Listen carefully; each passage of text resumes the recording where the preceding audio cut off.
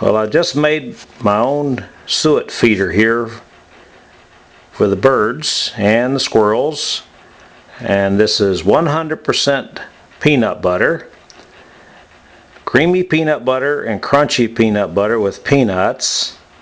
I have mixed raisins and minced meat and crack corn and sunflower seeds. I've got it all mixed up and I made a nice big suet house.